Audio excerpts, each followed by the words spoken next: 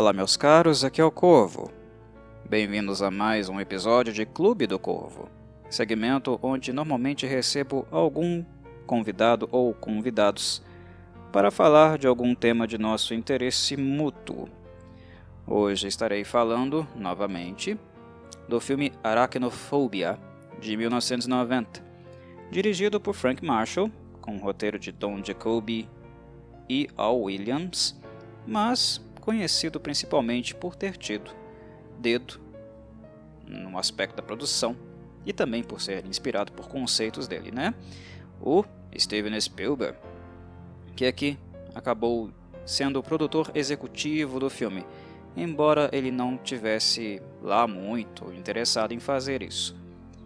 Previamente eu falei de Aracnofobia aqui no canal, no segmento Cine Corvo, e vou deixar aí no card do vídeo a indicação para quem queira ouvir algumas das considerações que fiz lá. É bem provável que algumas coisas irão retornar aqui durante a nossa oratória. Alguns elementos do filme sejam debatidos por nós, visto que essa é a intenção hoje aqui no Clube do Corvo. Eu convidei uma pessoa para falar sobre o filme, mas de uma perspectiva mais profissional, mais acadêmica, alguém que conhece o tema animais. Basicamente, eu convidei uma bióloga que é minha corvo observadora, uma das apoiadoras do canal, que é a Nina. Com ela, hoje aqui, nós iremos falar um pouquinho mais sobre aracnofobia, mas já aviso, deixo bastante esclarecido, que nossa intenção aqui não é falar mal do filme, zombar dele ou nada nesse sentido. Aqui nós não queremos caçoar, zombar de produções cinematográficas, mas apenas queremos aprender, descobrir alguma coisa nova acerca do tema, que no caso aqui, obviamente, será Aranhas, né? Um filme de ataque animal.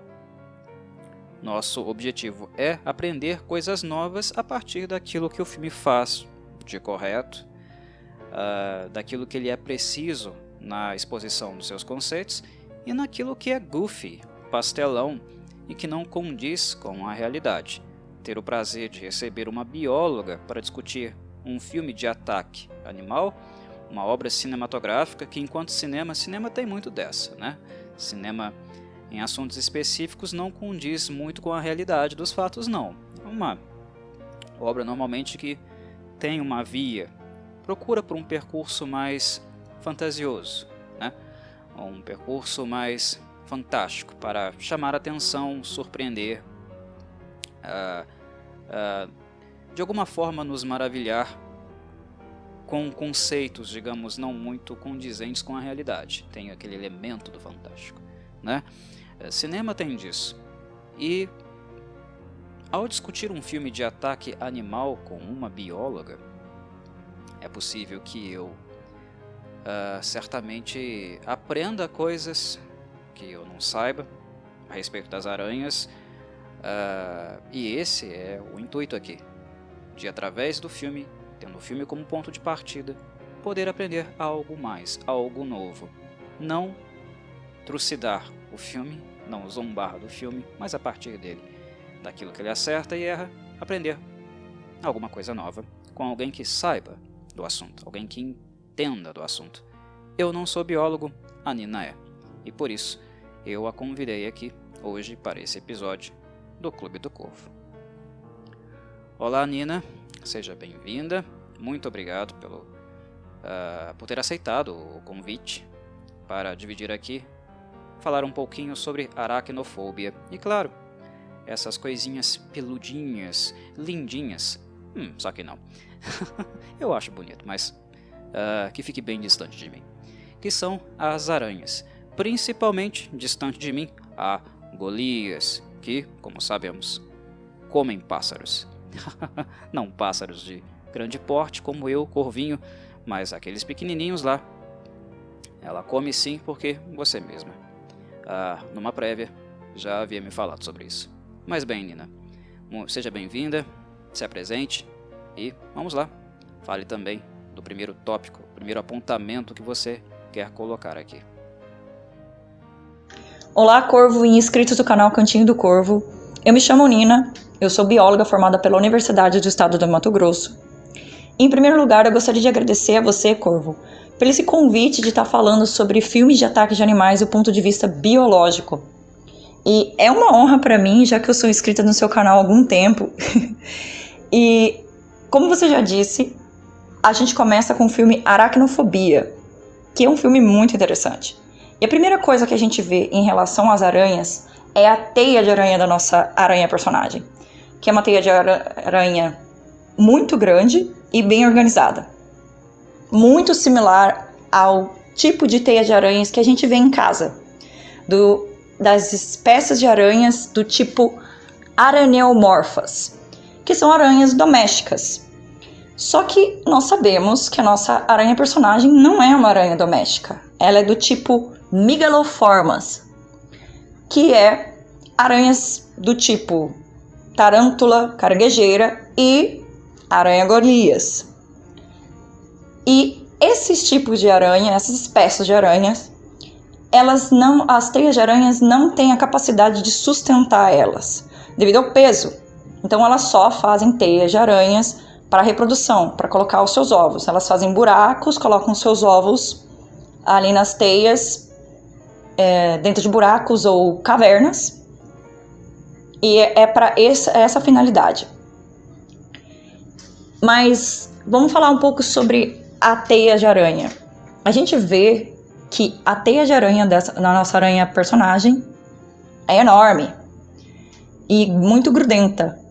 E de fato as teias de aranha são grudentas. Elas são grudentas porque elas são formadas por uma glândula especial chamada serigênias, que elas tecem fios de seda especiais com uma espécie de cola.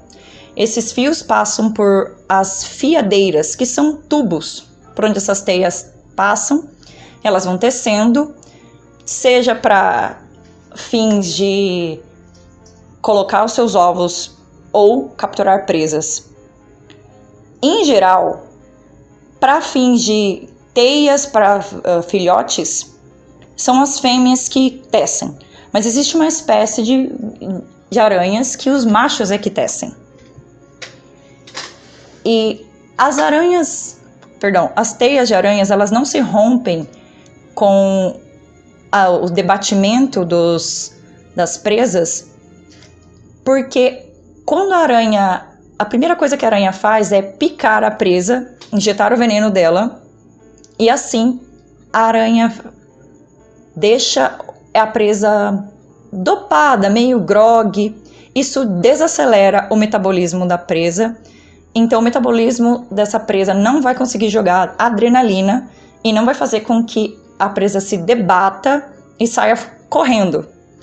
Então assim ela tem um maior sucesso, até mesmo para algumas espécies de presas maiores do que ela. Por exemplo, como é o caso da aranha Golias, que ela pega alguns pequenos pássaros que têm mais ou menos o tamanho dela. Dessa forma ela consegue dominar essas presas. Teias. As teias. Sim. Assistindo o filme pela primeira vez, é algo realmente notório. Como uma aranha tão grande como o Big Bob, nossa aranha fictícia aqui, né? Afinal, ela foi inspirada pela aranha Golias, comedora de pássaros, mas tem quase o dobro do tamanho. Enfim, é uma aranha fictícia. Mas é evidente que não é uma coisa natural uma aranha tão grande, um boi aracnídeo, conseguir tecer teias daquela qualidade e principalmente, né, suportar suas presas, as mesmas ou ela mesma trafegar pelas teias. É uma coisa que nós não vemos acontecer no filme, nós não vemos em momento algum, por exemplo, o Big Bob andando pelas suas teias, né? Até porque, obviamente, o bicho é pesado demais. Ele é um protótipo. E inclusive, né, ele teve um esqueleto completamente mecânico, metalizado, o que só aumentaria o peso dele. Se a gente tem uma aranha, por exemplo, de 20 centímetros, um pouco mais ou um pouco menos, como a Golias, e imaginamos uma aranha com quase o dobro do tamanho, se a gente cogita a possibilidade de que a mesma tenha um esqueleto metálico, obviamente não haveria nenhuma teia no mundo que pudesse suportar essa aranha, né? Já não há para aranhas tão grandes como a caranguejeira, né? A tarântula, como você falou. Então, esse basicamente é o motivo de nós não vermos o Big Bob circulando por teias, né? Porque é fisicamente impossível, né? Ou ele tece a aranha, teias metálicas, ou ele não transita. Tecnicamente falando, para um filme seria muito difícil produzir teias que fossem críveis, que a plateia pudesse vislumbrá-las, né, olhar para elas e pensar, caramba, uma aranha gigantesca andando em teias aracnídeas.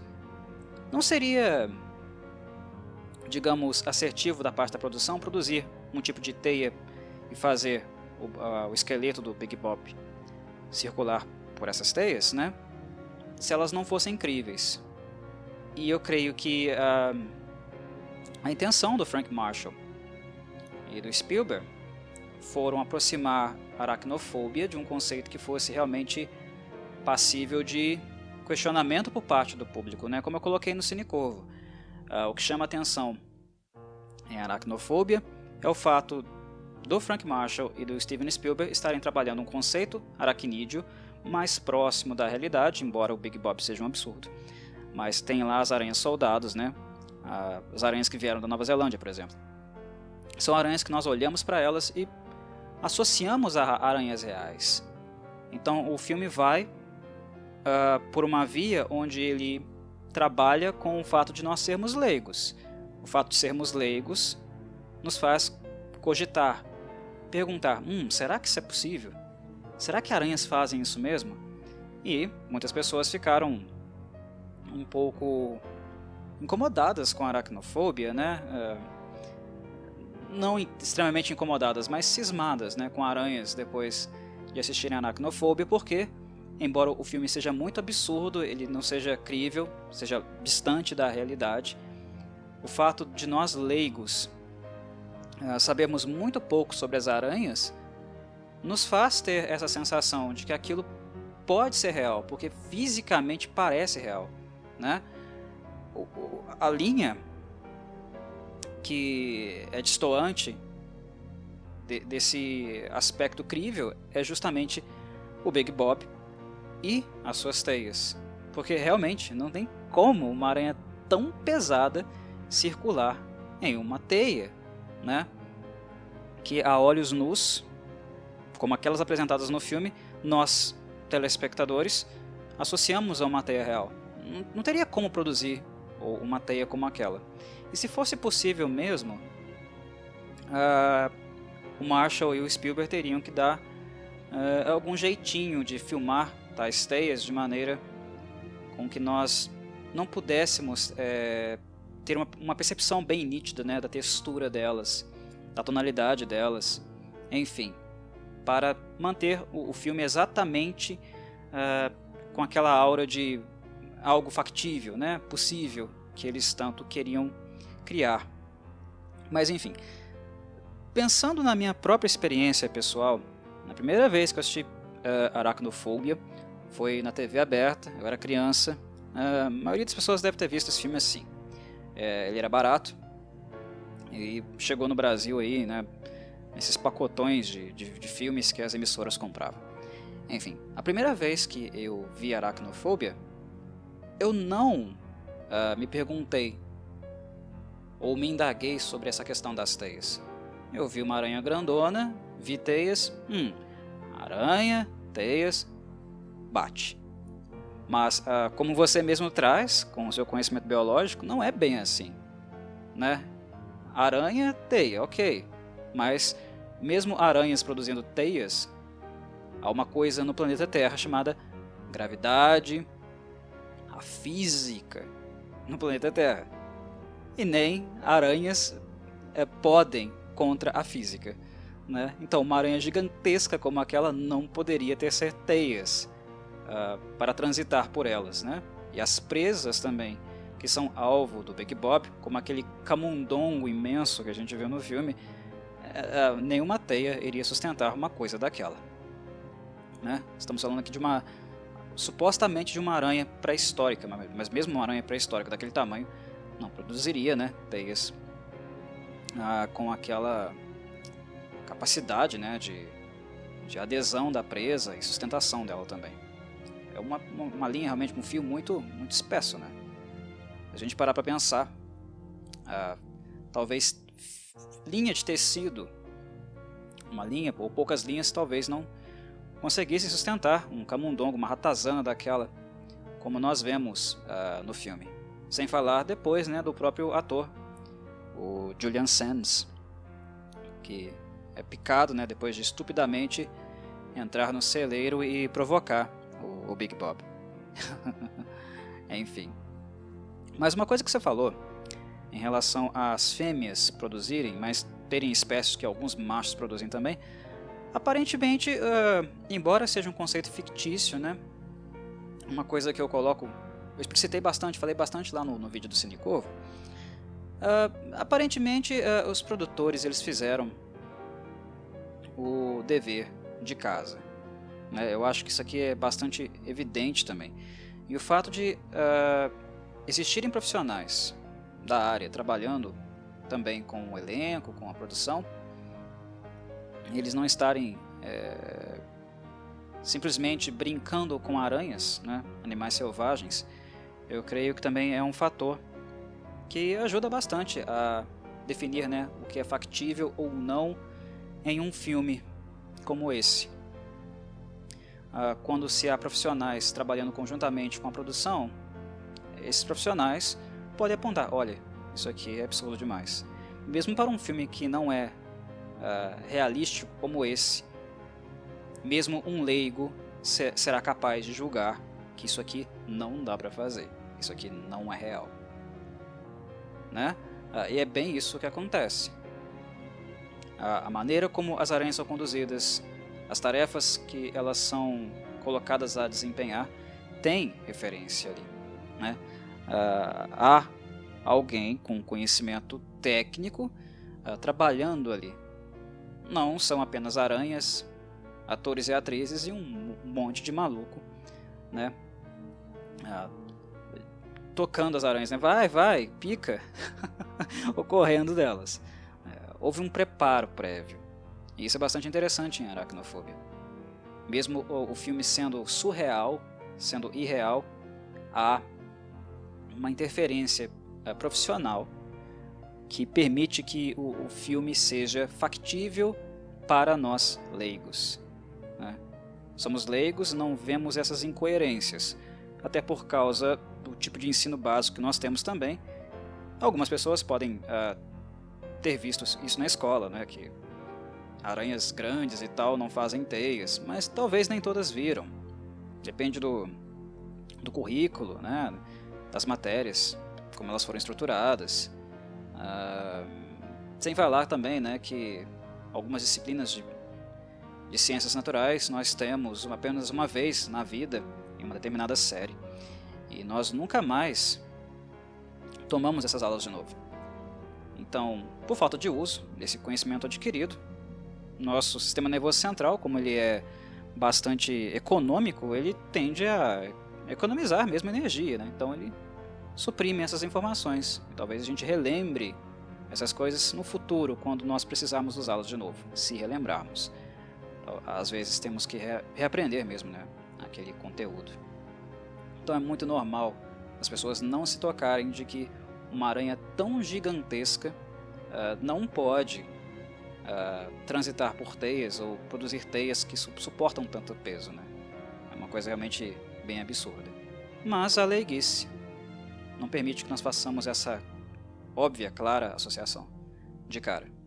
E isso, com certeza, teve dedo de um profissional biólogo, né?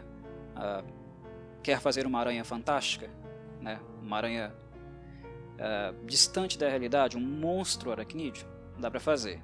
E dá para fazer com que esse seja bastante crível para o público se você fizer isso aqui, né? Mas não cruze esse ponto, senão fica pirlim-pim-pim demais, fica óbvio demais, e aí o efeito esperado que você, diretor, produtor, deseja, não vai ser atingido, né? E pelo menos eu penso que eles foram nesse caminho e realmente acertaram a mão, né? A aracnofobia deu nervoso em muita gente, e como eu disse lá no Cinecorvo, não foi apenas em pessoas fóbicas. Sim, as teias. Elas são muito interessantes, assim como suas observações, Corvo. Como, por exemplo, que nós não vemos o Big Bob, a nossa aranha personagem, transitando pelas teias, mas nós podemos subentender que ele faz quando nós vemos o tamanho das teias, tanto na floresta quanto no celeiro. E um outro fator importante é a presença de profissionais trabalhando com as aranhas, tanto para a segurança do elenco e da produção, quanto para parecer crível, porque há um limite que o telespectador consegue aguentar, consegue engolir. E um outro fator que você disse é que quando você era criança, você pensou, aranhas, teias, faz sentido, não importa o tamanho. Porque esse é o senso comum, de que toda aranha faz teia de aranha. Mas mesmo os descendentes do Big Bob, as teias não seriam capazes de aguentar o peso deles. E você aponta outro fato de que provavelmente nós temos esse senso comum por termos poucas aulas de tanto biologia quanto ciências físicas e biológicas na nossa grade curricular. Isso faz com que nós não saibamos algumas coisas e que o nosso sistema nervoso central economiza energia guardando informações que nós não usamos com muita frequência. E de fato, isso é um ponto de vista biológico também. Mas acredito que eles tenham feito dessa maneira tanto no ponto de vista biológico quanto cinematográfico. A segunda coisa que me chamou a atenção no filme foi a cena onde os pesquisadores foram até a floresta para capturar algumas espécies de aranhas. Nós temos ali o doutor especialista em aranhas e ele faz as chamadas pitfall traps, armadilhas de queda, para capturar as aranhas. Mas uma coisa estranha que ele faz é pegar uma fumaça e apontar para as árvores, e assim vários insetos caem dentro desses pitfalls. Essa fumaça nós chamamos de fumigadores, mas elas não são utilizadas para capturas de animais, elas são utilizadas na apicultura para que as abelhas não ferroem os apicultores. Nós utilizamos os pitfalls, que são específicos para cada espécie e tem iscas específicas para cada espécie. Esse método de fumigadores para capturar insetos é muito invasivo. Invasivo e também antiético, né? O que é curioso e até mesmo paradoxal, porque o Aracnofobia é um filme conhecido também devido aos seus rígidos procedimentos éticos. O filme contratou, falei de biólogos, né? Mas entre eles, o mais notório foi o entomologista Steven Kutcher, para trabalhar com a produção de modo que eles não matassem as aranhas, né? Soubessem lidar com elas, ficassem longe de acidentes, mas principalmente não agredissem a integridade dos animais. E isso se espalhou para todos os animais envolvidos na produção. Aquele ratinho que o Julian Sands aplica o veneno, a toxina, mais na metade do filme para o fim. Aquela agulha, por exemplo, era retrátil. Ela não perfura o camundongo. As espécies que são visualizadas, aquelas que estão presas nas teias, são todas falsas. Grande parte daquelas borboletas e insetos que caem devido à fumaça, na cena que você menciona, eram falsos também. E alguns que estavam ali eram mortos, já foram adquiridos mortos. Na verdade, a produção comprou uma série de animais mortos para poder fazer o filme, não necessitar matar os que estavam vivos, né? E por que eu digo que é contraditório essa cena? Porque justamente um filme tão ético, que respeita protocolos e que certamente foram impostos, né, por entidades, organizações. Hollywood deve ter toda uma série de procedimentos para lidar com animais em set, né, nos filmes. E claro, essas permissões, restrições são todas seguem, né, protocolos muito rígidos. Então, mesmo se o diretor Frank Marshall não souber, ou Steven Spielberg, por exemplo, né, nem é obrigação dele saber, há profissionais, tanto do ponto de vista ambiental, jurídico, enfim, responsáveis para isso. A produção de um filme envolve coisas desse tipo, né?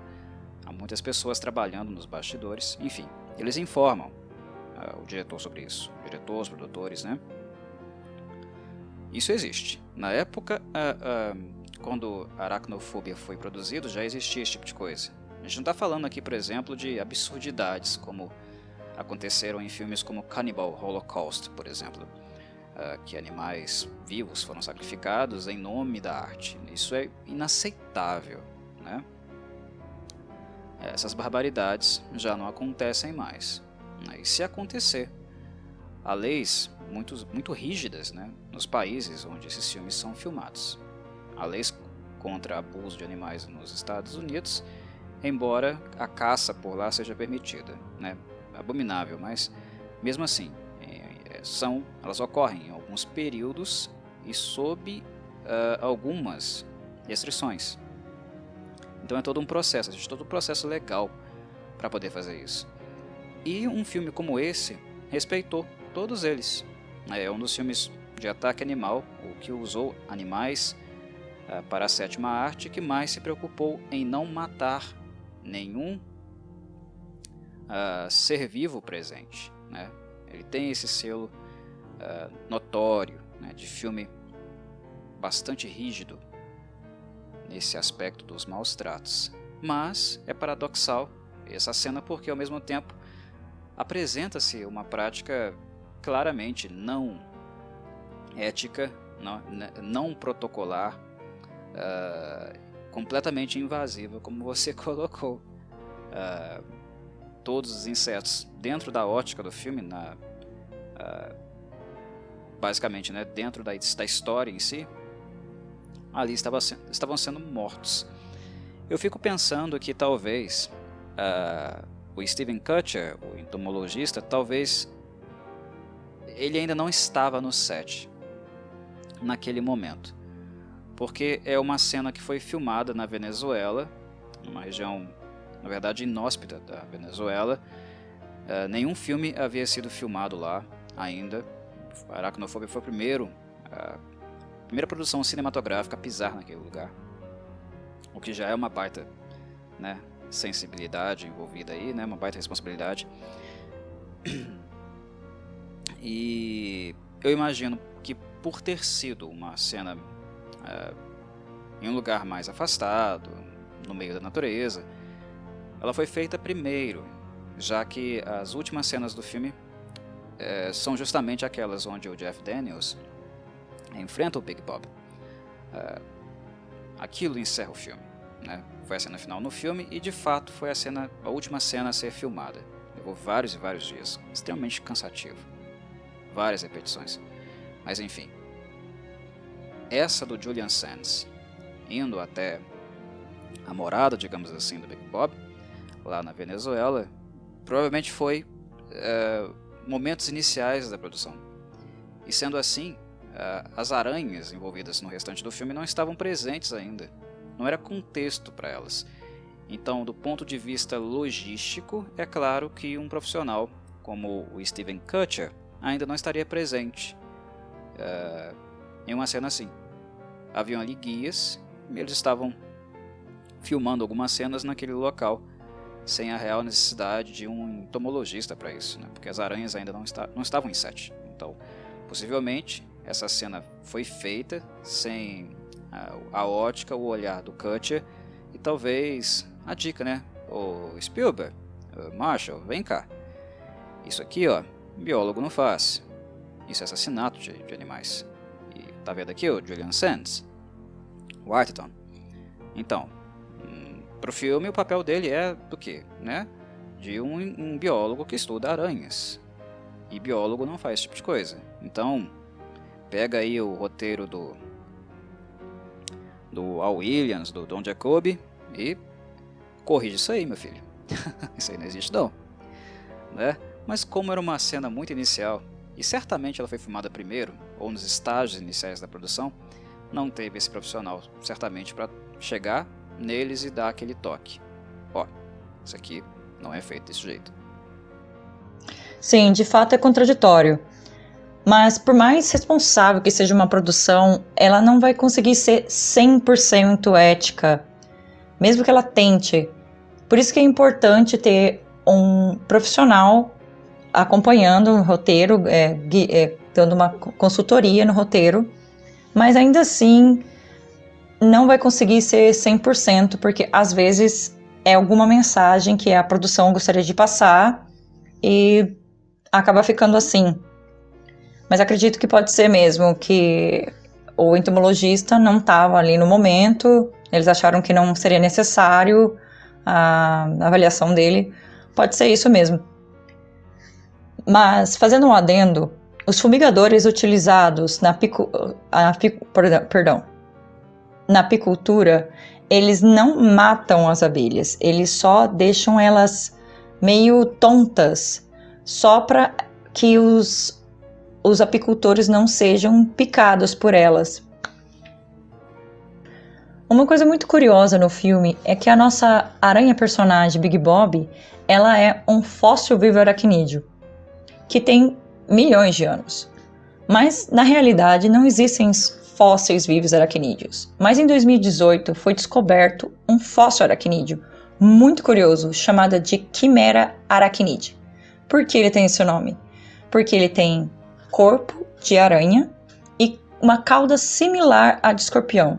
Então é como se ele fosse, de fato, uma aranha, um aracnídeo quimera. A quimera, na mitologia, ela era uma criatura que tinha partes de vários animais. E outra coisa interessante é que há mais de 315 milhões de anos, todos os aracnídeos tinham caudas similares à de escorpião. Então é uma espécie que com certeza daria um bom tema de filme de ataque de animais. Essa espécie, ela só existiu na China, no Japão e no sudoeste da Ásia. É algo muito oportuno também a lembrança de que os escorpiões são aracnídeos. Porque pelo menos, imagino eu, que a maioria das pessoas não fazem essa associação. Talvez pela distância das características entre os dois animais, né? Como eles são hoje em dia, a forma deles. Pelo menos a olhos nus, se você não tem conhecimento técnico, conceitual dos animais, você não faz essa associação. E eu imagino também que o termo ajuda um pouco a não associar escorpiões aos aracnídeos, né? Aracnídeos, aranhas são termos muito próximos que remetem um ao outro, e os escorpiões nem tanto. Enfim, curiosamente eu só descobri que escorpiões eram aracnídeos trabalhando para a escola. não em virtude da escola. Eu estava no ensino fundamental e na época havia na escola aquelas feiras de ciências. Normalmente trabalhos de ciências naturais apresentados pelas turmas do ensino fundamental. Trabalhos muito simples, mas enfim. Era uma... Se eu não me engano, era um dia de apresentação. Era manhã, tarde e noite, tomava todo o turno. E os alunos apresentavam projetos voltados para as ciências naturais. Naquela época, não sei como está o currículo do ensino fundamental hoje em dia, não faço a menor ideia. Mas turmas das antigas quinta, sexta, sétima série, né, hoje quinto, sexto, sétimo ano, não estudava biologia, física, química separadamente, né? Era tudo básico, englobado dentro de uma disciplina única chamada ciências. E os trabalhos apresentados na feira eram trabalhos muito simplórios, do nível, né, das turmas, um nível bem referente àquela fase de desenvolvimento e aprendizagem. E era muito comum que aparecessem trabalhos envolvendo insetos. Inclusive eu tinha uma curiosidade muito grande por artrópodes e também por animais peçonhentos. Fiz trabalhos sobre aranhas, sobre escorpiões, e foi fazendo esse trabalho, na verdade, que eu descobri que os escorpiões eram aracnídeos. Eu não aprendi isso em sala de aula, aprendi isso pesquisando para apresentar um trabalho para a escola, nessa feirinha de ciências, né? Várias pessoas, inclusive público externo, compareciam, iam assistir às apresentações das crianças. E foi através desse processo, dessa feirinha de ciências, que eu descobri que aranhas e escorpiões eram parentes distantes. Mas eu nunca soube, é uma informação nova para mim. Confesso, completamente nova para mim, que em algum momento da história das espécies, em algum momento elas foram a parte de uma única criatura. É algo possível, né, de desconfiarmos, mas realmente eu escuto essa informação com notória surpresa. Não sabia que em algum momento existiu, né, uma criatura que lembra uma aranha, mas ao mesmo tempo tem uma cauda de escorpião. Criaturinha monstruosa, hein? E com certeza, concordo plenamente, seria muito bom, um conceito muito bom para adaptar para filme de horror. Maravilhoso. Criaturas quiméricas sempre são interessantes em filmes de horror. Mas é notório que o cinema, de maneira em geral, ele nunca deu muita atenção para esse subgênero, que é o subgênero do horror, né? O ataque animal. Nós temos grandes referências na história do cinema, né? Como The Birds, Jaws, que apresentam o conceito de ataque animal, pessoas expostas a ataques, situações perigosas relativos às suas vidas, né? Mas de maneira geral, a maior parte dos filmes de ataque animal são reciclagens de conceitos antigos. E dificilmente um diretor, um roteirista apresenta um conceito realmente autoral, novo, também embasado, né, em dados reais sobre os animais que eles estão abordando. É muito mais ficção do que realidade. Eu diria aí 80 para 20%. Sendo até um pouco generoso. Se eles mal estudam os animais que abordam nos filmes, inclusive muitos deles demonizam excessivamente esses animais também, né? Eu acho que é um ponto importante de perceber, notar. Se eles mal estudam os animais, imagina os seus ancestrais, né? Aqueles que foram a raiz, a origem dos animais que nós conhecemos hoje. E, sem dúvida, né, essa espécie citada daria um ótimo monstro, possível monstro de um filme de horror. De fato, esse conhecimento de que escorpiões são aracnídeos é alguma coisa nova para muitas pessoas, assim como outros artrópodes também são aracnídeos e muitas pessoas não fazem ideia, como por exemplo os ácaros. E quanto ao fóssil que foi encontrado, a cauda dele é similar à cauda do escorpião vinagre, que é um escorpião que esguicha ácido asséptico, que é uma forma mais pura do vinagre. E normalmente não causa danos, a não ser que pegue, por exemplo, nos olhos, ou no nariz, ou na boca, que pode causar ardência, e no caso, se cair nos olhos, pode causar cegueira. Mas normalmente são poucos os casos de acidente com ele.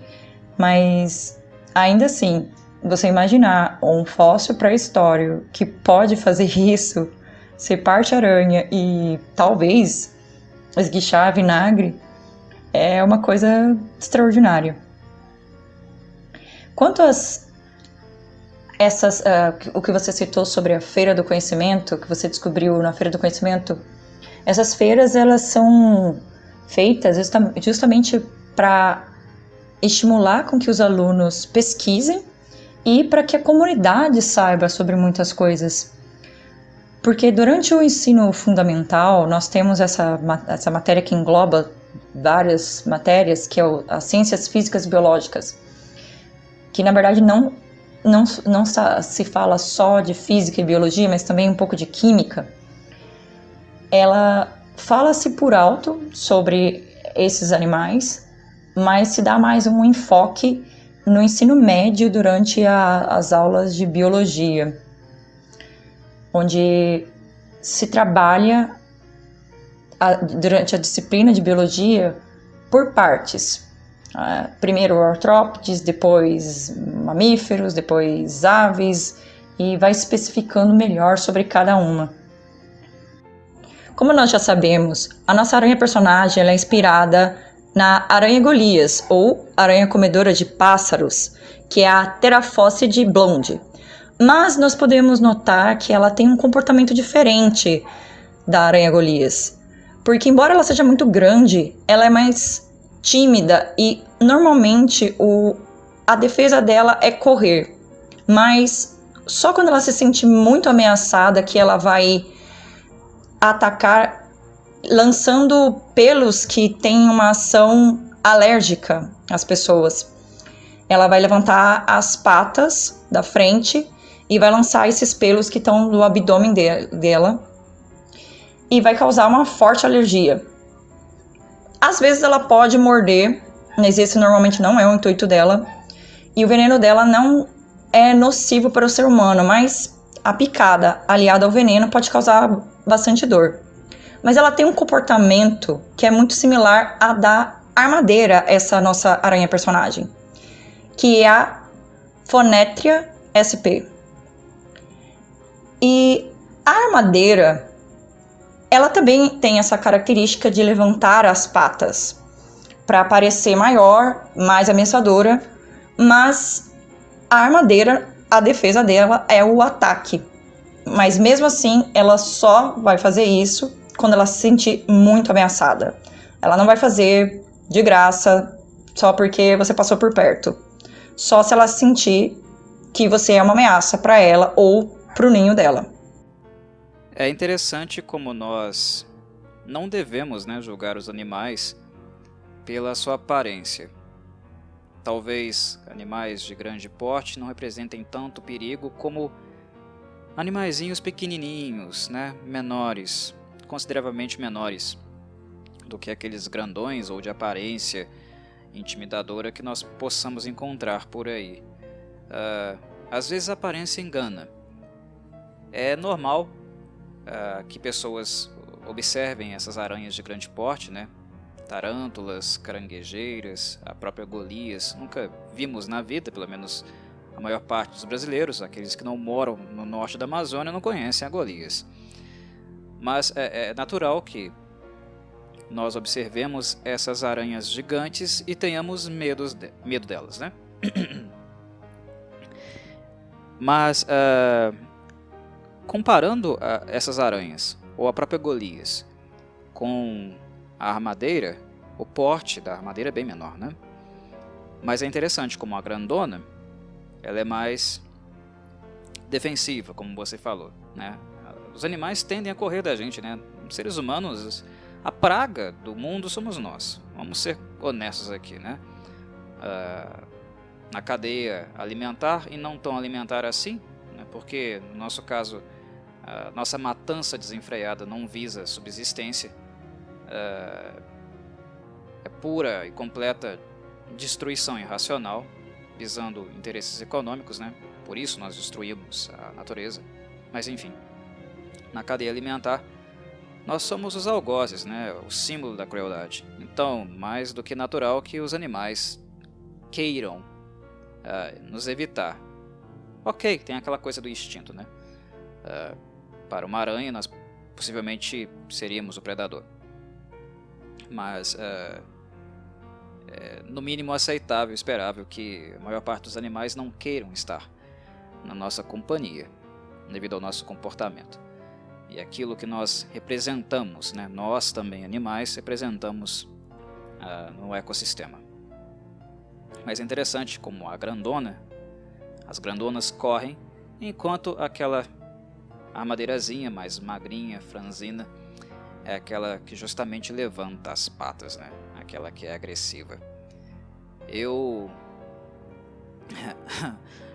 penso numa metáfora onde a armadeira é aquele cachorrinho pequenininho, né? Mas que você olha, não dá nada pra ele, mas se você enche o saco do animal, ele te dá uma baita de uma mordida na canela e machuca. Enquanto tem aquele outro de grande porte que é mimado, né? Apenas late, mas na hora do vamos ver, chora. O pitbull, por exemplo, né? É um cachorrinho de pequeno porte, mas que faz um estrago danado. O tamanho, a aparência, não necessariamente é sinônimo de periculosidade, digamos assim.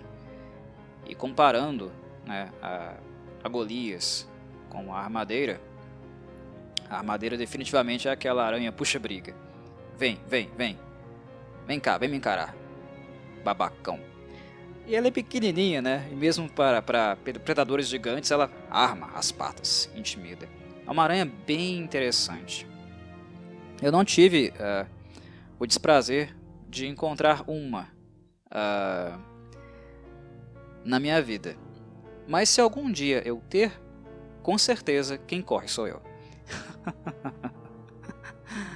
Sobre o Big Bob, de fato, a ideia eu creio que tenha sido exatamente esta: misturar dois conceitos, né? Da aranha gigantesca, porque a aranha gigantesca é aquela que amedronta as pessoas, o porte, né? A aparência leva as pessoas a naturalmente recorrerem aos seus preconceitos. Aranha grande peluda, perigo. Vou ficar longe dela.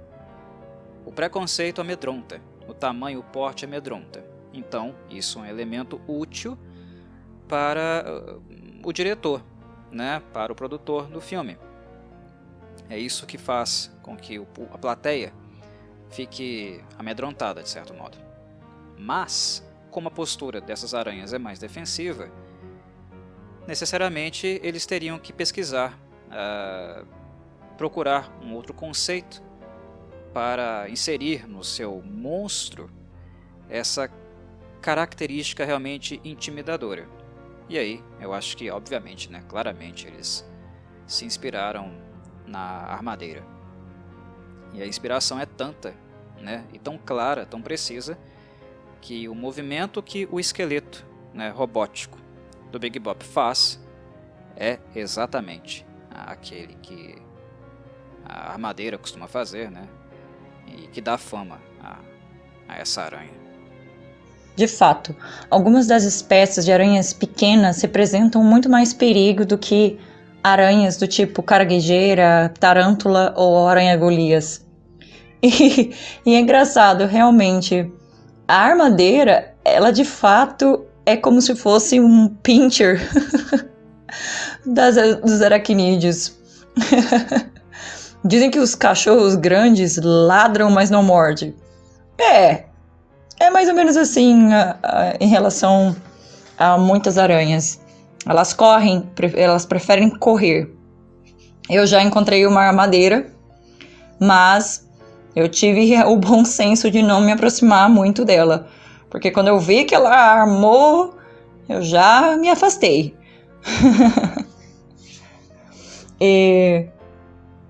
Existe de fato muito preconceito em relação às aranhas grandes.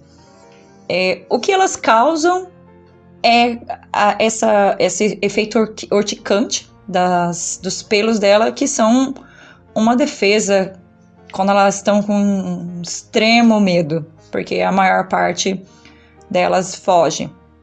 A aranha-golias, ela também arma, porque os pelos urticantes dela estão no abdômen, mas ela, como eu havia dito, ela não tem esse instinto de pular em cima para picar como a armadeira tem. Uma coisa curiosa que nós vemos sobre a nossa aranha personagem é que, por ela ser uma fóssil vivo, ela possui características bem distintas, como por exemplo, ela tem a reprodução e a socialidade das abelhas. Mas isso não acontece na natureza. As abelhas, elas têm uma hierarquia, onde tem a abelha rainha, os zangões e as operárias. As aranhas não fazem isso. Em relação à reprodução, a abelha rainha faz 2 tipos de reprodução.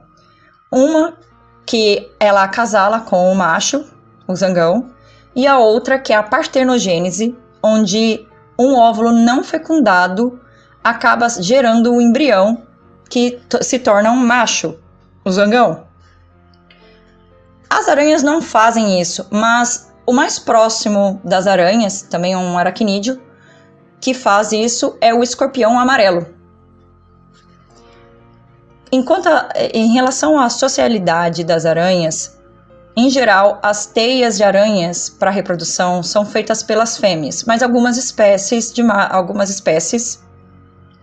os machos fazem, como por exemplo na espécie Manogea aporácea, onde o macho produz a teia para que a fêmea coloque os oostecas,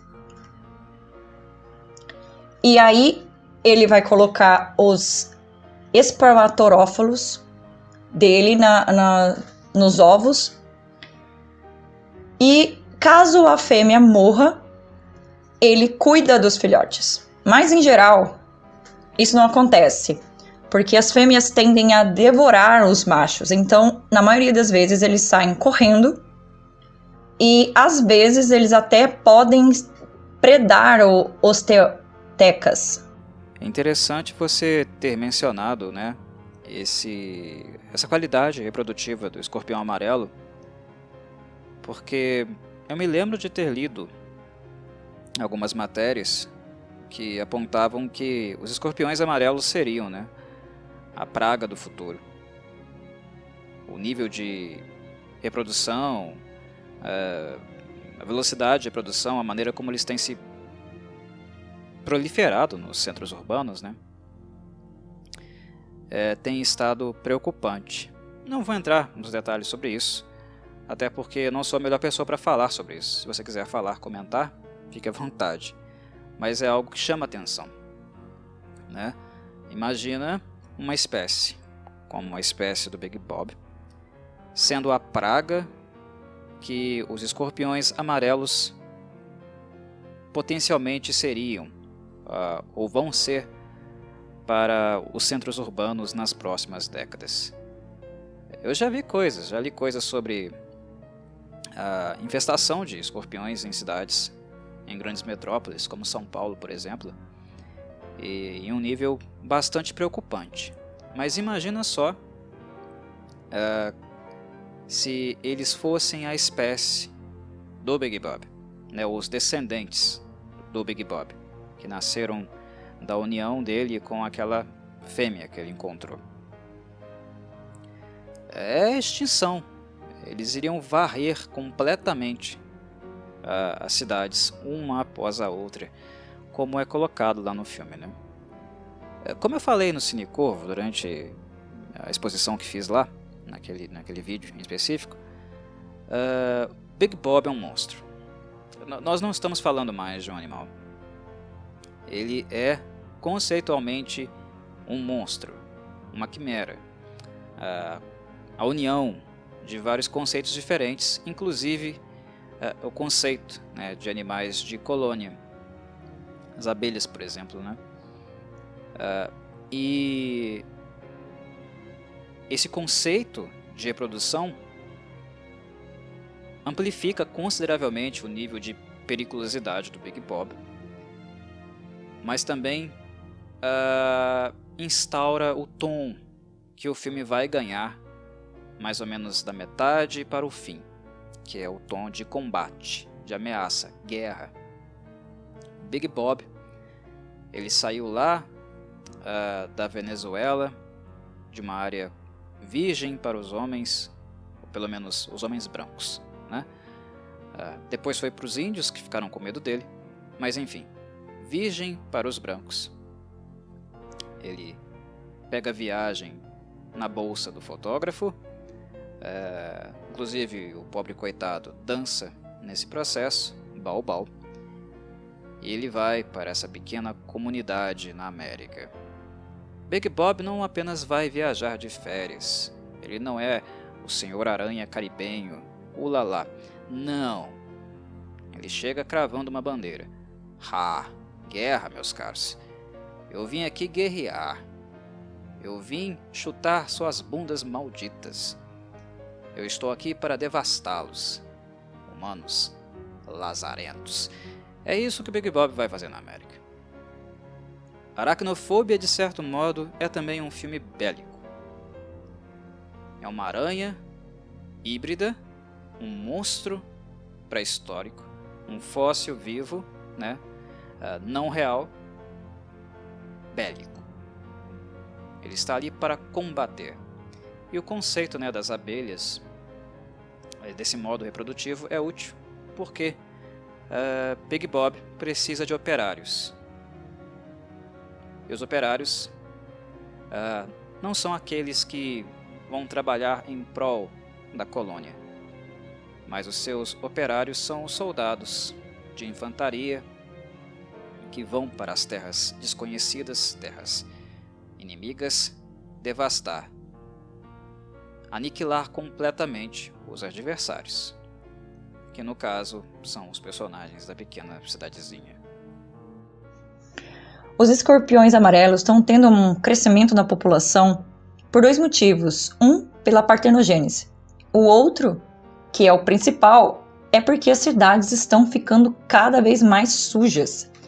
E eles vão atrás das presas deles, que são, como por exemplo, baratas e pequenos grilos. As baratas normalmente estão em lugares sujos. Onde tem sujeira, tem barata. Onde tem barata, normalmente tem escorpião. Então, por isso que é importante nós limparmos nossos quintais, não jogar lixo na rua, ter uma coleta seletiva de reciclagem. É importante também que nós batermos os nossos calçados para que, caso haja uma aranha ou um escorpião, você não pise nele por acidente e ele acabe te picando. Quanto ao Big Bob, ele, de fato, ele se tornou ali, eles fizeram ele uma fera assassina perfeita. E ele tem muito de humanidade. Há uma humanidade pro mal. Ele já começa a não ter esse instinto de defender o seu território e simplesmente ser assassino. É óbvio, é um exagero, eles fazem isso para ser mais crível de uma criatura perigosa. No filme, nós vemos o doutor especialista em aracnídeos dizer aos seus auxiliares que o veneno do Big Bob é capaz de matar um elefante. Então, nós logo concluímos que é uma neurotoxina, uma toxina que afeta o sistema nervoso central. Na natureza, existem algumas aranhas que têm neurotoxinas, mas não a tal ponto.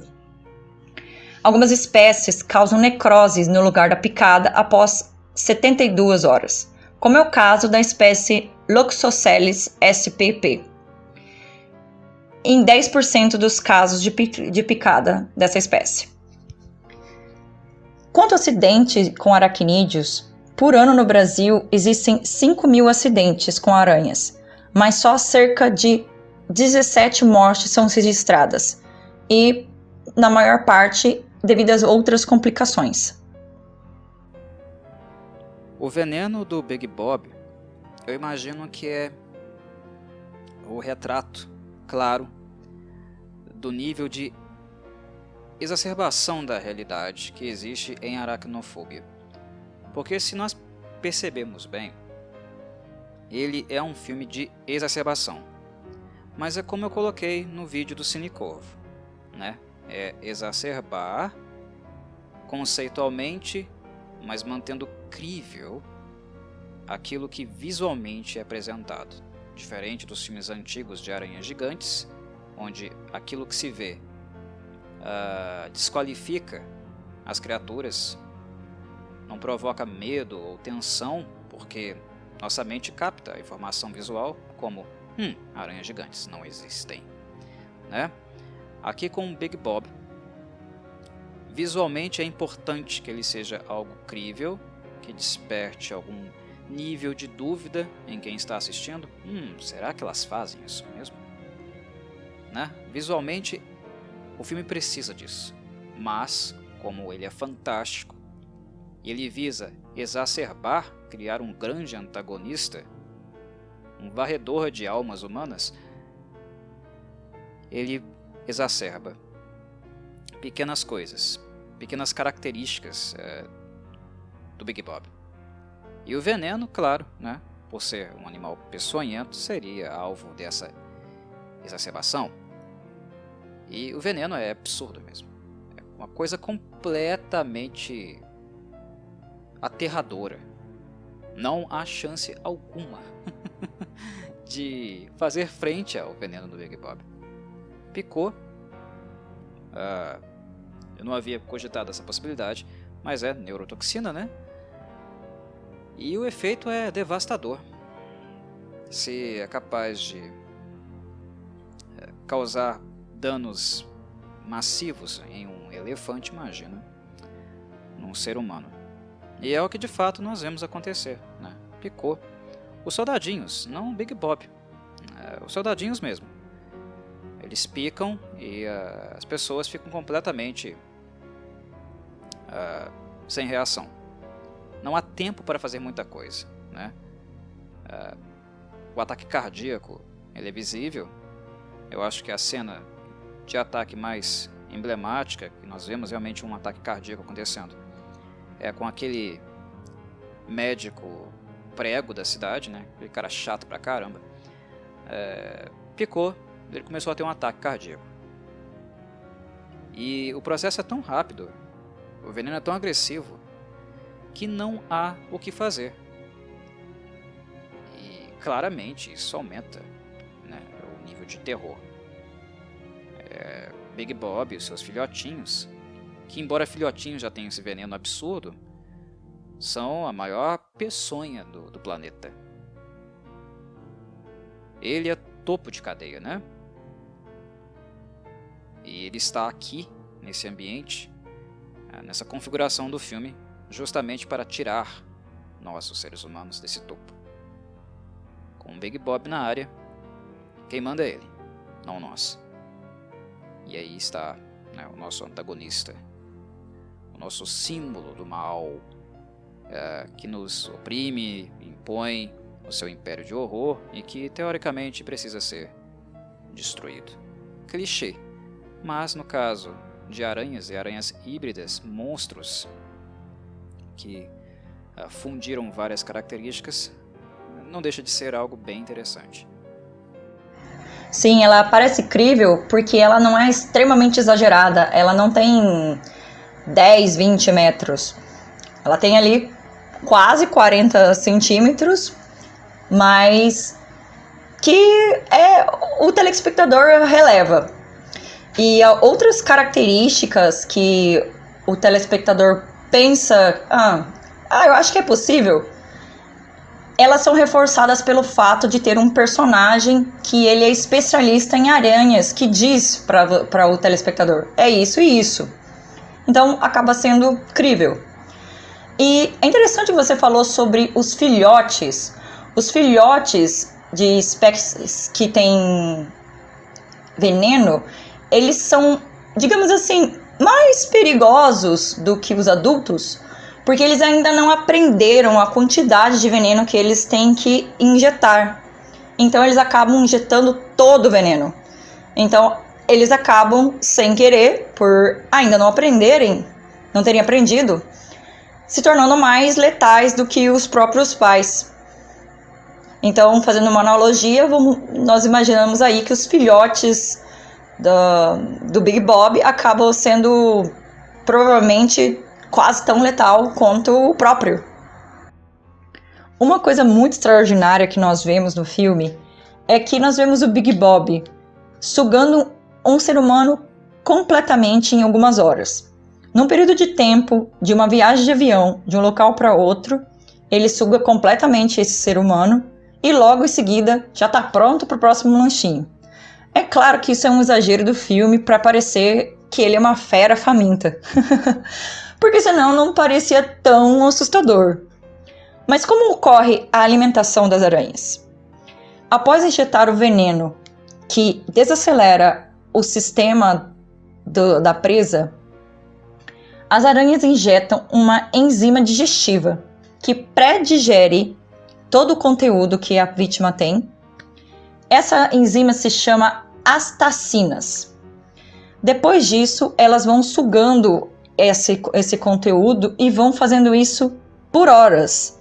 E às vezes até por dias, se for uma presa tão grande quanto pequenos passarinhos, como no caso da aranha Golias, que se alimenta de pequenos de pássaros.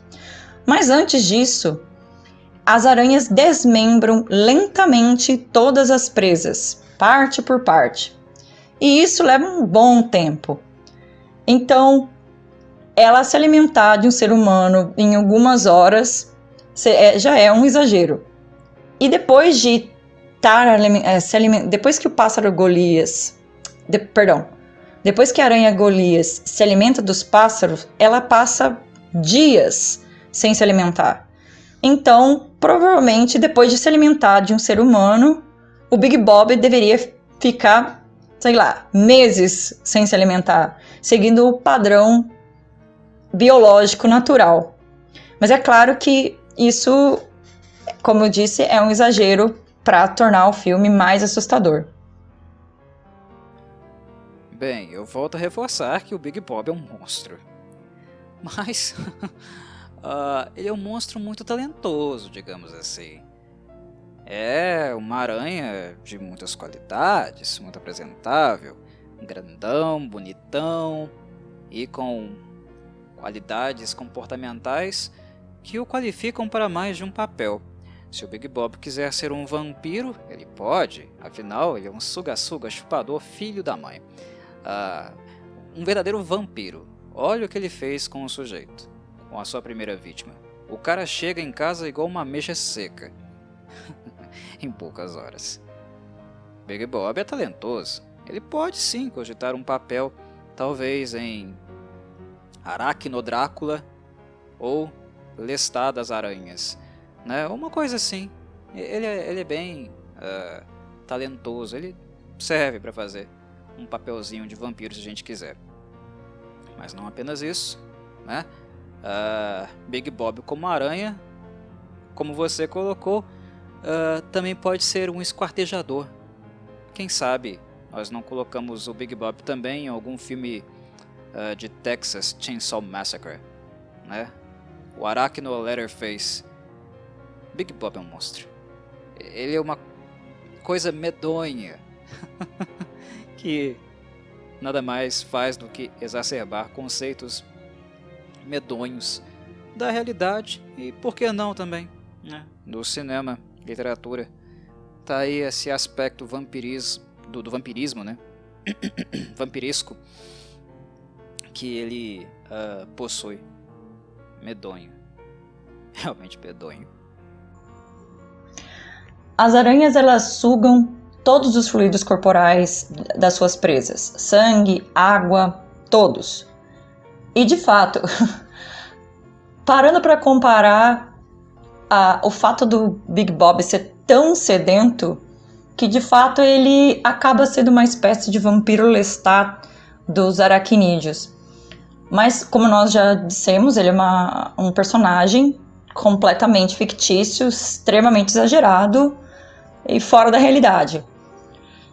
E as aranhas têm esse mecanismo de desmembrar as suas presas para facilitar, né, na alimentação. E o Big Bob, sendo enorme, no ponto de vista humano, ele acaba sendo tão ameaçador quanto esse personagem, esse cortejador. Mas, como nós dissemos, completamente fora da realidade, uma aranha como o Big Bob. Com todas as características super poderosas que nós vemos no Big Bob, nós percebemos logo que ele é uma espécie topo de cadeia. Ou seja, não tem para ninguém. Ele se alimenta de todo mundo e ninguém se alimenta dele. E ele também é uma espécie invasora, uma espécie exótica, já que ele foi trazido de um outro local. E, assim como as espécies invasoras, ele se proliferou loucamente. Porque é isso que acontece. Sem o inimigo natural, a espécie se prolifera, vai se reproduzindo e acaba desequilibrando o sistema. Estima-se que no Brasil existam 480 mil espécies invasoras. E uma que trouxe grande problema é o caramujo africano, que ele foi trazido numa feira de gastronomia em 1988 para ser uma forma de substituição do escargot. E sem o inimigo natural dele, ele acabou se tornando um problema até para plantações. Bom, o Big Bob foi muito mais que isso. Interessante você falar dos caramujos africanos. Eu também me lembro de casos relacionados a eles, matérias, coisas do tipo. Virou realmente notícia, né, no Brasil, em uma certa época. E eles são grandões também.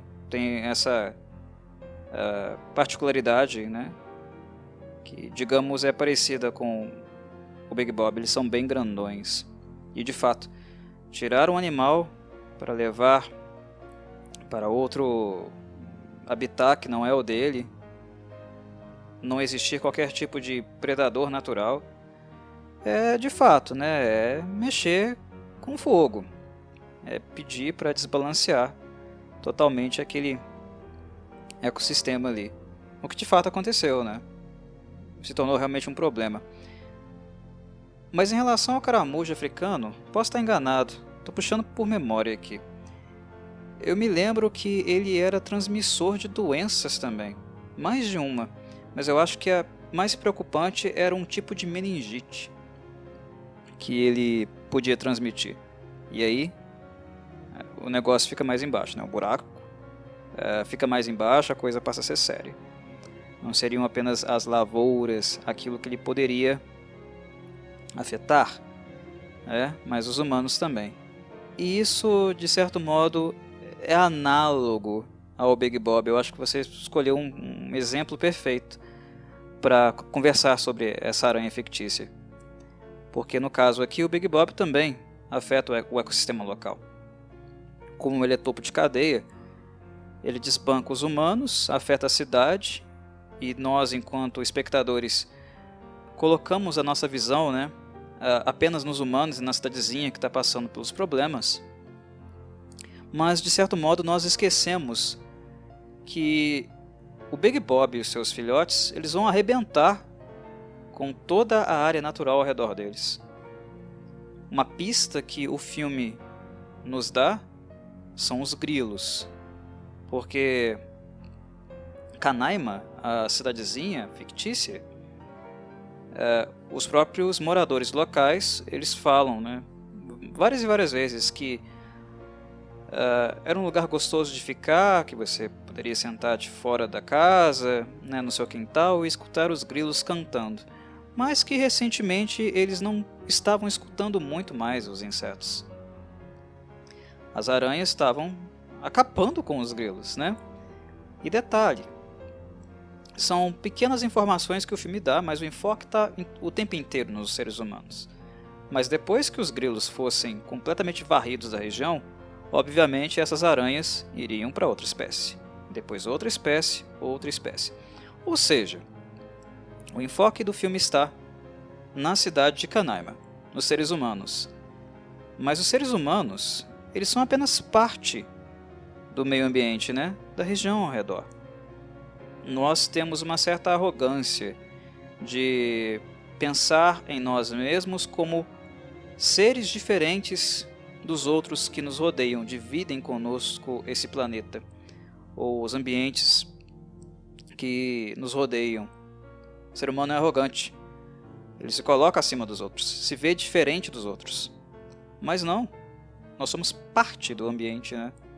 Nós seríamos o inimigo direto, né? o adversário mais próximo do Big Bob, porque somos nós, a nossa espécie, que poderia combatê-lo, ser um rival para estar aí nesse topo de cadeia.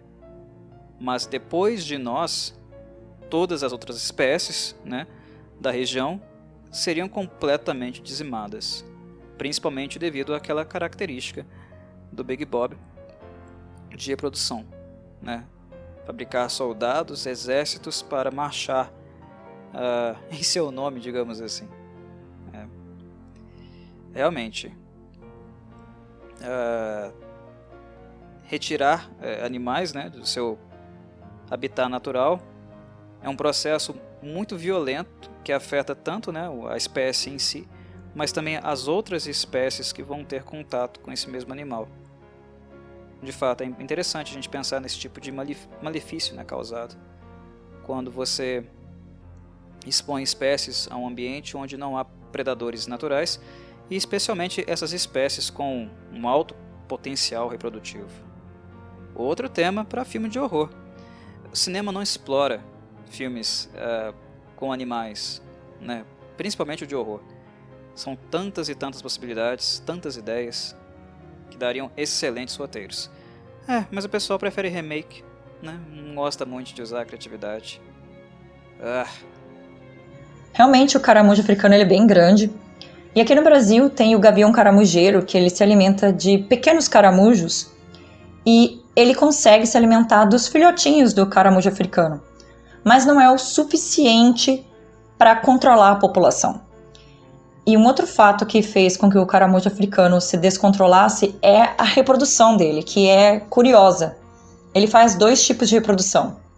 Como ele é hermafrodita, ele pode fazer a reprodução cruzada, quando ele fecunda um caramujo e outro caramujo fecunda ele, e quando ele não encontra um parceiro, ele faz a autofecundação, ou seja, ele gera um embrião de si mesmo. Isso gera problemas, esse descontrole gera problemas para o meio ambiente e sim, de fato, para o ser humano também. São raros os casos, mas sim, existem doenças relacionadas a ele, e ele é vetor de um parasita que gera um tipo de meningite. E recentemente a Fiocruz, ela fez uma pesquisa e descobriu que pelo fato das carapaças dele as cascas dele serem grandes, elas geram um acúmulo de água, o que acaba sendo criadouro para o Aedes aegypti, que é o transmissor da Zika, do chikungunya, da dengue. o que é mais um problema, acaba sendo relacionado ao caramujo. E a Fiocruz, ela aconselha as pessoas que, para manusear essas cascas, elas usem luvas e elas coloquem fogo nessas cascas, porque assim vai tanto matar os ovos quanto as larvas dos mosquitos.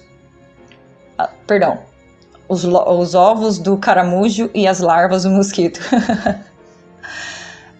E é interessante você falar isso, sobre os seres humanos sempre acharem que são o centro, que estão sempre acima da natureza. De fato, eles se acham, nós nos achamos fora da natureza. Nós ignoramos outros problemas que não sejam nós. Se não é nós, ou se o problema não chega até nós, a gente acaba ignorando. E no filme, a gente vê que houve esse descontrole, que os grilos foram os primeiros a morrerem. E se os grilos morrem, afeta toda uma cadeia. Só que o ser humano costuma só se importar consigo mesmo, o que é muito triste. No filme nós vemos o Big Bob se acasalar com uma aranha do tipo Megaloforme. Ele também é uma espécie Megaloforme, pré-histórica, mas obviamente eles são muito diferentes, são espécies muito diferentes. E normalmente espécies muito diferentes não se atraem entre si. Espécies do mesmo gênero podem se atrair, mas pode acontecer da cria deles ser infértil, ou seja, não gerar uma segunda geração. Ou seja, provavelmente o Big Bob não teria uma cria, ou a cria não seria fértil. Em geral, espécies muito diferentes só têm cruza por meio de intervenção humana, através de reprodução assistida, como por exemplo o caso do leão com o tigre, que é o ligre, que ele é uma espécie que ele é infértil. Então, certamente o Big Bob não teria proles férteis. Ligre? What the fuck? Jamais tinha ouvido falar sobre esse cruzamento entre leão e tigre. Nunca tinha escutado falar sobre isso. Caramba! Quer dizer então que o leão, né, na sua majestosa preguiça maldita, fica lá o dia inteiro dormindo, cochilando, enquanto as leoas saem para fazer a caça, alimentar os filhotes, elas mesmas e o preguiçoso maldito, e ainda assim os leões dão uma escapulidinha para cruzar com o tigre e dá certo.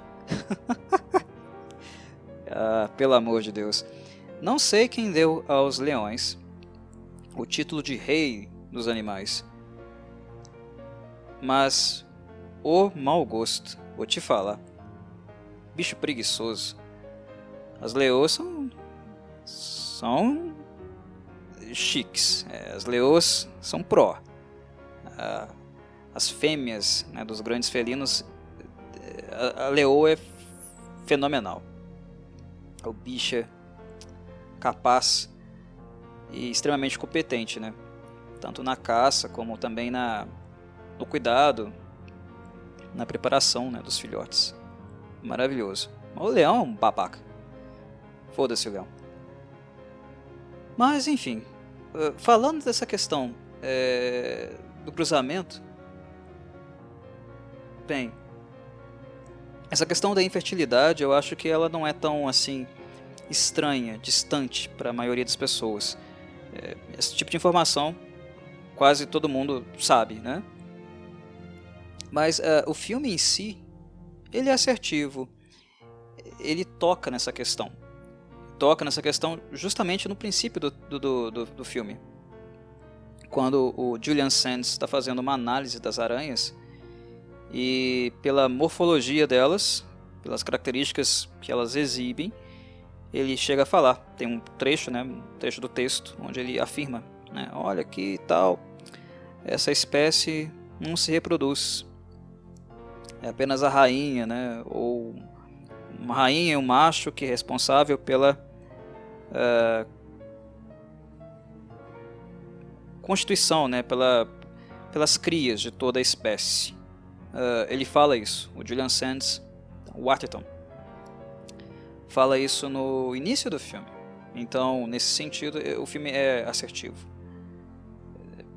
Evidentemente, o Big Bob foi fazer um passeio lá na América, foi conquistar a América como se fosse um Cristóvão Colombo da vida, mas devidamente em tempo. As aranhas só atacariam e expandiriam na medida em que ele vivesse, e após a sua morte, possivelmente, né, tudo voltaria ao normal. O problema seriam os estragos causados até que o Big Bob chegasse ao fim da vida, né? O filme não nos dá nenhuma estimativa, ele não menciona, não nos informa sobre o tempo de vida que essa aranha pré-histórica poderia ter. Mas eu imagino que até que o Big Bob morresse, os seus filhotinhos, né, o seu grande exército poderia ter arrebentado, causado danos drásticos, né, no ecossistema, que levaria talvez muito e muito tempo para ele poder novamente voltar ao que era, né, se reequilibrar e tal. Essa questão da infertilidade é uma característica evidente nos soldados, né, e não no Big Bob. Big Bob é o general, é a fonte, com a sua rainha e tal. Mas também é importante lembrar que a aracnofobia apresenta a informação, se eu não me engano, naquela cena onde aquele oficial gordinho, aquele prego lá, ele encontra a aranha morta dentro do cereal que tinha matado a vizinha do Jeff Daniels, do médico novo na cidade. E ela estava morta. Ela estava dentro do pacote de cereal e ele estava comendo lá na sua gulosice e meteu a mão na aranha e achou ela morta. E aí o entomologista da cena, não era o Julian Sands, aquele outro, ele menciona, né, que isso poderia ser um bom sinal, que elas não viviam muito tempo. Então elas existem para servir, para atacar, mas é até também uma certa analogia realística que aproxima as aranhas aqui realmente da ideia de infantaria, porque cruelmente, né, a guerra, essa abominação criada pelos seres humanos, a guerra, na guerra quem dança, quem é descartável, quem não tem expectativa de retornar, é justamente os soldados da infantaria, né? É uma analogia mórbida, perversa, mas é bem isso que nós vemos aqui. Nascidas para viver poucos dias, nascidas para matar, nascidas para morrer. A barbárie da guerra, aqui no caso, né, arquitetada pela Big Bob. E sobre acasalamento, de fato, a primeira vez que eu vi aracnofobia, como eu falei, eu era muito novinho, mas já naquela época eu me lembro de ter pensado comigo: uai, como assim? Ele está acasalando com uma outra aranha de uma espécie diferente? Uma aranha pequenininha? Como é que é isso? Eu me lembro de me perguntar sobre isso. E eu imagino que várias pessoas que assistiram a aracnofobia se fizeram a mesma pergunta. Aranhas de espécies diferentes podem ter um cruzamento? E foi uma surpresa acompanhar essa cena, como também foi uma surpresa descobrir que no mundo animal esse hibridismo acontecia em alguns casos, né? E a questão da infertilidade também inclusa aí nesse processo. São coisas interessantes. E que o filme, no meu ponto de vista, não negligenciou. Ele colocou isso de uma forma muito boa. A questão lá do acasalamento com uma aranha de menor porte é estranho, mas essa questão da infertilidade, né, da redução de potência da prole, eu acho que foi bem retratado, né? Falando do meu ponto de vista leigo, eu acho que ficou legal, ficou bacana. De fato, o leão ele é bem preguiçoso. A espécie do leão é considerada a majestade da selva por ser o maior felino da terra. Em segundo lugar vem os tigres e em terceiro a onça pintada, que na minha opinião é disparada a maior caçadora felina. Porque enquanto os outros felinos eles não gostam de água, não se aventuram na água, ela é uma excelente nadadora. Não tem pra ninguém, quando ela quer pegar, ela pega. Mas o leão ele é bem preguiçoso, o macho leão, né? O macho da espécie leão. Quem faz tudo realmente são as fêmeas. E em relação ao ligre e ao tião, que eu falei sobre a reprodução assistida, eu acho que eu não me fiz entender o que seria, como seria a reprodução assistida. Essa reprodução ela acontece de forma artificial, ela num ambiente controlado, de zoológico, onde na maior parte das vezes essa reprodução acontece por inseminação artificial. Ou seja, pega-se, por exemplo, o óvulo da leoa e coloca-se o espermatozoide do tigre. E pode-se fazer o inverso. Pega-se o óvulo da tigresa e coloca-se o espermatozoide do leão. E coloca o óvulo de volta na fêmea. São poucos os casos onde há realmente uma cruza entre os dois no ambiente de zoológico. É mais por inseminação artificial mesmo. Mas em relação ao fato da prole ser infértil, de fato, tanto o tião quanto o ligre, eles são inférteis e eles não conseguem ter prole nem com o leão e nem com o tigre, somente entre si. O leão e o tião, porque eles têm cromossomos ímpares, então não há reprodução com os seus com as espécimes que seus pais são, né? E em relação a os descendentes do Big Bob serem inférteis, você disse que o Dr. Julian ele encontra um espécime da espécie do Big Bob e ele diz que esse espécime ele é infértil. Nesse primeiro é pelo fato dele ser uma operária, mas no segundo que ele encontra é pelo fato de ser infértil mesmo, a prole do Big Bob com aquela outra aranha ser realmente infértil. E é muito interessante essa analogia que você faz dos filhotes, dos soldados, filhotes ali do Big Bob, relacionados a soldados da linha de frente, por eles morrerem rápido. Se você fazer uma comparação de que a aranha marrom vive cerca de 1 ano e a aranha caranguejeira, que é a mais duradoura, vive de 2 a 5 anos, os filhotes do Big Bob viviam apenas algumas semanas. Então, de fato, eles estavam ali na linha de frente. Então, mostra que nessa espécie dele, os operários têm uma vida muito curta. Muito bem. Esses foram os tópicos apontados, levantados pela Nina, aqueles que mais chamaram a atenção dela. E em nome dos ouvintes e do meu próprio, gostaria aqui de novamente agradecer a participação, as excelentes colocações e por ter nos brindado com um pouco do conhecimento adquirido pela mesma. Muito obrigado, Nina. Espero que a experiência tenha sido satisfatória, interessante também para você, o tanto quanto ela foi para mim. A você, dou a oportunidade de dizer mais algumas palavras e aqui também me despeço.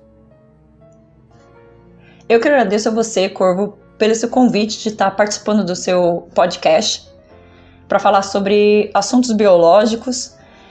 E eu agradeço também aos ouvintes que estão aqui nos acompanhando até agora. E eu peço a vocês que continuem acompanhando o Cantinho do Corvo, que tem conteúdos maravilhosos que vocês não vão se arrepender. Não deixa esse cara se desanimar, não. E sim, é uma experiência maravilhosa. É sempre bom estar passando conhecimento e trocando conhecimento. Traz uma bagagem maravilhosa. Eu tô aqui à disposição, caso você queira fazer mais um papo biológico aí. E é isso, obrigada a todos. A todos, um forte abraço, obrigado por terem ouvido, chegado até aqui e saudações corvídeas.